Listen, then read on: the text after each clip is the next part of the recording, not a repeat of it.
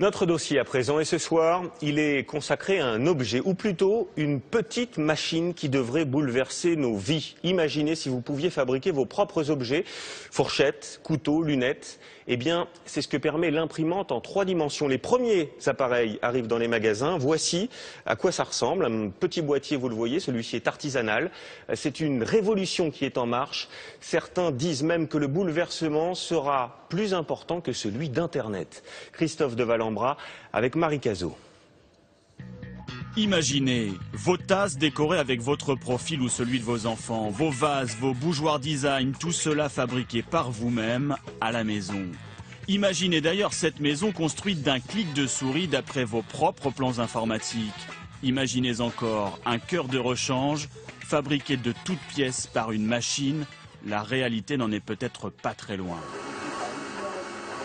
Et voici l'outil de cette réalité. Posée sur un coin de bureau, une imprimante 3 dimensions, elle peut fabriquer toute seule n'importe quel objet. Exercice pratique chez ce passionné d'informatique. C'est une lampe que j'ai achetée et malheureusement elle n'est pas très solide, donc elle s'est cassée. Et pour pouvoir la réparer, j'ai décidé de recréer directement une manivelle. En quelques clics, il dessine sa pièce ou récupère un fichier sur Internet. L'imprimante fait le reste. Une pointe ultra précise dépose de la matière, du plastique souvent, mais aussi du métal ou de la céramique.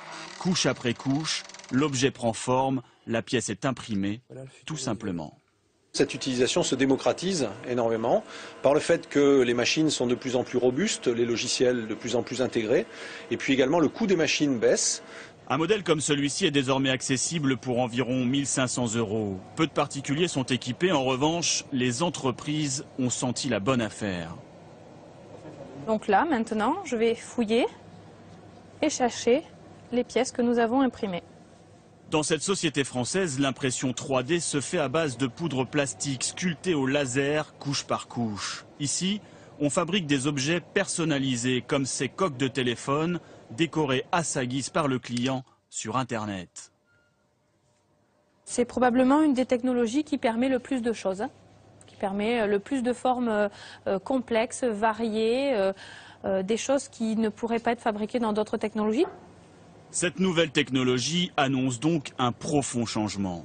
En France, par exemple, plus personne ne produisait ces coques de téléphone. Depuis longtemps, nous les importions en gros depuis l'Inde ou l'Asie du Sud-Est. L'impression 3D, oui, est un moyen de refabriquer des objets en France. Et les technologies d'impression 3D ont ça de particulier qu'on peut fabriquer des objets tous uniques. C'est-à-dire que ça ne coûte pas plus cher de fabriquer des objets différents que de fabriquer des objets vraiment tous identiques.